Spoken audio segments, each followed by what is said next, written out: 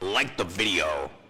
So apparently Lil Wayne, my goat growing up, he did this interview for Rolling Stone, and some of the quotes coming out of it just got me like, concerned, to say the least. So reportedly, this man said, when asked about his relationship with Kendrick Lamar, he said that things were, quote, fine between them, which is fine, totally normal, right? But he would go on to say, when asked about the song Not Like Us, I ain't want Drake mad at me. I didn't even know it was Kendrick. You what? you didn't know who wrote and performed Not Like Us? Derapy. Let's try and figure out what is going on with Lil Wayne. Today we will be referring to a cover story in the Rolling Stone titled Chasing Lil Wayne, Missed Interviews, All-Night Studio Sessions, and Brutal Honesty. The article is by Andre G, and it was written on April 17th, 2025. We are not going to read this entire article. I will leave it linked in the description, but there are a few things from this article that I find incredibly odd and arguably pretty concerning. The way that this is documented immediately is kind of hilarious, I'm not gonna lie. When he finally gets around to meeting Lil Wayne, this is how he describes it. I finally get the nod that Wayne is ready for me. I'm escorted into Wayne's room, and I'm smacked with a weed stench as I cross into his musky territory. It's like, wow, look at how far you've made it in your career. You get to interview one of the most influential rap artists of all time, but you cannot enter into a conversation with them unless you are in this smoke-filled, contact-high, guaranteed air of his. So part of this article is really dope to me that I want to point out. Apparently, he came by, he was watching Lil Wayne rap for a little bit, and when Lil Wayne finished rapping, he looked this reporter dead in his eyes and said, If you got a favorite rapper, tell him suck my dick. There is a really fascinating conversation to be had here, though. So this is the reporter's perspective. When I ask about the last time Wayne went on vacation, he says matter-of-factly that Vacations are recording. okay, sure, but how about an actual chill vacation? I never understood that. Burning blunts in hand. What are we taking a break from? If it's a vacation, you're supposed to do things that you enjoy, right? So I take my music with me. So far, completely normal interview, kind of makes Wayne sound like a pretty chill guy that I wouldn't mind hanging out with, I'm not gonna lie. Now, there are a couple of scheduling concerns throughout this man trying to find information about Lil Wayne, find more time to talk to him, and I wanted to share this part of the article with you all. At Atlanta's State Farm Arena, the crowd is ready for the main event, a Lil Wayne concert just before the college football playoff championship game. There's just one problem, Lil Wayne isn't here yet. It's 11 p.m., an hour after Wayne's set was supposed to start, and a dozen or so people, mostly members of Wayne's team, wait backstage. Where's Wayne? Members are pacing, taking phone calls. One balding arena worker quips to his coworkers in a Georgia twang, "You think I could grow some hair by the time this fucker gets here?" This is masterful reporting. Shout out Rolling Stone. Lil Wayne would eventually end up doing the show, but he was just extremely late, which is kind of like a running pattern that's kind of being painted in this article. Dude's kind of all over the place, but let's move on. I've come to realize that time simply isn't a factor in Wayne's world. Philip Lopez, the photographer, tells me that their private jet to Atlanta was scheduled to leave LA at 1 a.m. They sat on board waiting until Wayne showed up at 6 a.m. No one I speak to recalls Wayne's unpunctuality or late hours resentfully. They simply chalk it up as a feature, not a defect, of being around a nonconformist. Wyclef theorizes that he and Wayne are night owls because of their shared astrological sign.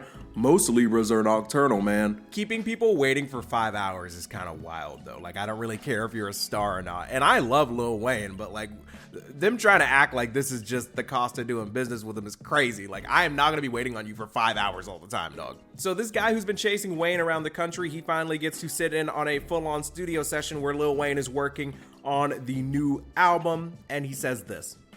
Sometimes he offers a tidbit about guest appearances by Elephant Man and MGK, or producers like Ye, and this part is in parentheses, who produced one track that may not make the album. Quick message to Lil Wayne or anybody on his team if this finds their way to them. If you are considering allowing this Kanye West produced track on this new Lil Wayne album, I just have one thing for you to consider. No. No. No.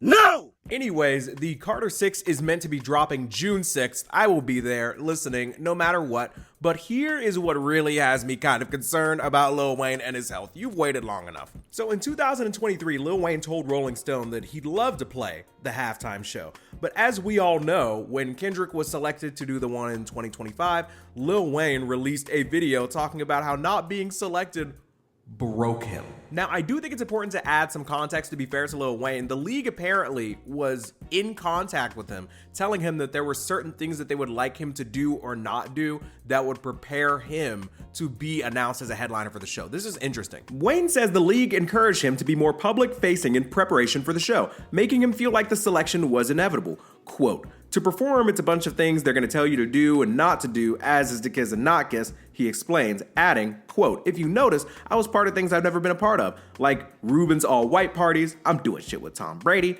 That was all for that. You ain't never see me in them type of venues. I ain't Drake." Drake? I ain't out there smiling like that everywhere. I'm in the stew, smoking and recording.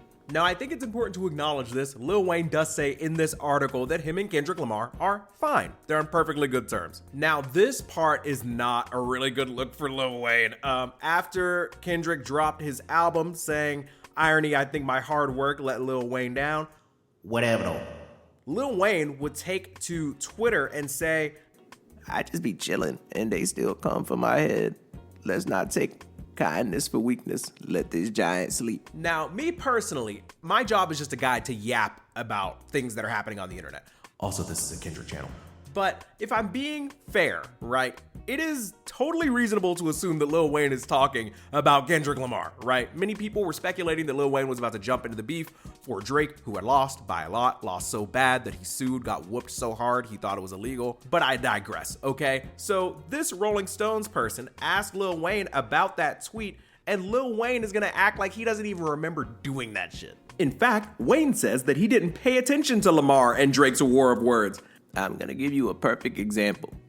He tells me, I went on stage and I was singing this song and they thought I was dissing. "The song was not like us." Lil Wayne is gonna sit here and try and say with a straight face that he is singing a song that says, "Say Drake, I hear you like I'm young," and he's gonna sit here and act like that shit has nothing to do with Drake? What? You literally signed him. Wayne burrows his face into the arm of an accent chair while laughing about unknowingly rapping along to a Drake diss track. I ain't want my dude mad. I don't want my dude to be mad at me. I didn't even know it was Kendrick. Nigga, you don't know what Kendrick Lamar sounds like?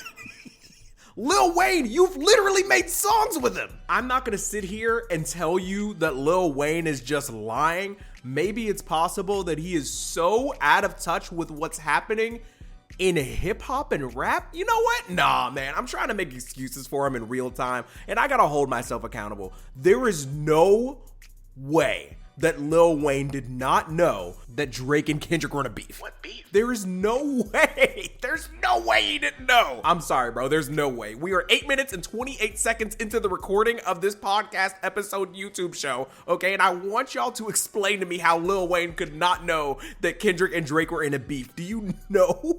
Do you not know what's happening? Like, anywhere? Young people, old people, black people, white people, American, non-American, everybody knew Kendrick and Drake were beefing. Drake is supposed to be your guy. You are supposed to be a rapper. You're telling me you don't know he's beefing. I don't believe you. I'm sorry. You know what?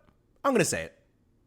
I think Lil Wayne lied. No. You lie! You lie! You're lying! You're lying! You're lying! Lies! Lies! When will the lies end? So Lil Wayne in this article is saying that he was just locked in on sports. He was saying that if it didn't happen on ESPN or it didn't happen on Fox Sports 1, then he didn't know about it. But here's why. That's a lie. Lil Wayne has children. Lil Wayne has friends in the rap industry. Lil Wayne says that he never stops making music and he's collaborating with a bunch of people. There is a 0% chance that nobody told Lil Wayne that Drake was in a rap beef. I don't believe you. You're lying. I don't know why you're lying, but it's a lie. You're lying. So that was a fucking lie. Look, there are some other really funny bits in here where this dude says that Lil Wayne is a natural comedian. He's bouncing all around. He's telling stories. He's making jokes. There's this one quote where he's talking about the Jigsaw movie and Lil Wayne is like, The new one is good. That nigga Jigsaw's still living. When is the cancer going to kill that nigga? Like, Lil Wayne sounds like a great guy to hang out with. He sounds like a lot of fun. There's another really funny story in here where he's like, yeah, I was hanging out with Lil Wayne and Lil Twist all night. They would walk over to each other. One would walk over to the other would walk over to the other. And they would just switch blunts and nobody would even say a word about it. And he's like, I don't really understand the pattern, but it just kept happening. This is what's like frying me though, okay? At one point, this reporter brings up Jay-Z and Kanye. He's like, I referenced Jay-Z and Kanye West Watch the Throne. Lil Wayne says, what's that? I say, Kanye and Jay-Z's album? This man, Lil Wayne, said they did an album? Is this nigga serious? Lil Wayne has never heard of niggas in Paris? Get some water. Maybe he didn't know about the beef. I don't know. Somebody needs to check on Lil Wayne. Why aren't his kids telling him what's going on? The rest of the room spends the next 5 minutes playing songs from the iconic 2011 album to jog Wayne's memory. He looks bewildered trying to decipher the opening moments of Otis, asking Twist if he ever freestyled this. Twist shakes his head no, though he does recall Niggas in Paris and No Church in the Wild. Okay, so he does remember some of the songs, but he didn't know that Kanye and Jay-Z made an album together? That's still crazy, dog. Okay, last one. Y'all gotta go read this article for yourself because this is some of the funniest. Wayne's obliviousness pops up again when it comes to rapper Sexy Red, who features on Sticky with him, Glorilla, and Tyler the Creator. Tyler was like, I know you don't know who that is. I was like, I damn sure don't. Red who? Sexy what? This man has no idea what's going on. The last thing that I want to do for today's show, because I don't want to spend all day just reading through this article, I really recommend that you go read it yourselves. I put out a community post asking for some of you all's input on what is going on with Lil Wayne, and I'm just going to read some of the top comments and kind of react to them. I haven't really looked at them yet, but I wanted to give you all a chance to try and explain what is going on with Mr. Dwayne Carter right now. Nadine says, his brain is mush from all the years of substance abuse. The lights appear to be on, but there's no one home. It's actually quite sad. I would actually disagree with that, Nadine. I'm not gonna lie. I think that there are people home, but they just sleep most of the day now. I'm pretty sure his memory is just completely fried. I don't think that you can drink lean for 15 years straight and just like have it all together. Other people like LDH777 says his brain is absolutely fried and he's already been out of the loop on everything for over a decade. Maybe y'all are right. Maybe he is just that out of the loop, but I just find it hard to believe that he's fun to be around when he doesn't actually know what's been going on. But maybe he's just the type of person that like he focuses on a thing, he cares about a thing, and he's just locked in on that thing and he's not listening to anything else. I don't know, man. This person laid out like 3 different things. This is from Basically Mid. Lil Wayne is conflict avoidant. He always been flip-flop when it comes to what he says and what he says he means after the fact. I think that is possible. Lil Wayne does strike me as the type of person that does not enjoy conflict at all. Maybe this is just his way of staying out of things by just pretending like he doesn't know what's going on. That's actually not a bad take at all. Their other point is that sober Wayne and under the influence Wayne are 2 different people with 2 different perspectives on life. Unfortunately, it's hard to tell one from the other. That is, again, another incredible point. Yo, Lil Wayne's out here like Severance, like he's any Wayne and outie Wayne. They have 2 completely different perspectives and views and behaviors when it comes to how they live their life. That is so interesting and so funny and a little concerning, but just kind of like an awesome observation. Their last point is, that man said racism is over. At that point, can we really trust anything that comes out of his mouth? I actually forgot that Lil Wayne said that racism is over. I'm sure if you asked him about that, he'd probably say that he doesn't remember saying that. The last comment here that I'm going to read says, it's from Kettle Black the Bat. Early onset dementia due to alcohol consumption. Either that or he be lying. You know what? I would actually prefer to embrace the fact that he just be lying, frankly. I see a lot of comments about memory loss and like dementia and his brain being fried, and I don't think I'm ready to take it all the way there. I do think it's fair to assume that it's possible that with all the substance abuse, it's affected his ability to just have a good memory. I'd like to just call it that, but I also could be coping because I really do love Lil Wayne. He was the first rapper that I started listening to growing up, and The Carter 3 is one of my favorite albums of all time. Derapy Apps Live Lil Wayne edition will be happening sometime at some point someday. But yeah, I just wanted to cover this because this this Rolling Stone article is so funny to me. There are so many funny bits to it. Highly recommend that you read it. Shout out to the writer slash reporter that did that story, chasing Wayne all around the country trying to make it happen. But that's all I got for y'all today. Consider becoming a member. Join the derps Cord. Get members only videos. Consider joining the Patreon for like $5. Love you, mean it. Spread the bread. Enjoy the outro. Hey, one take.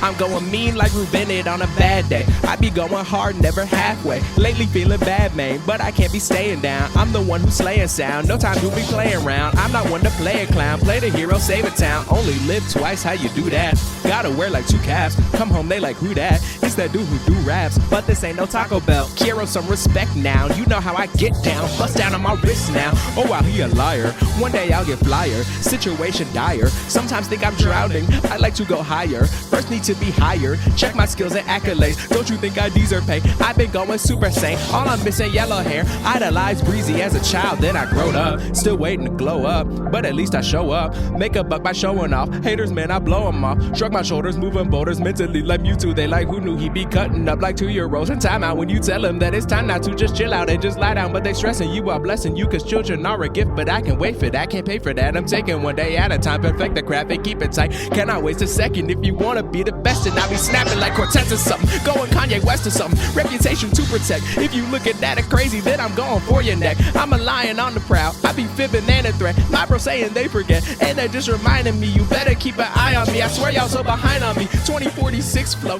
You know how this shit go. Waiting on the money like I'm beating up on Marty Bird.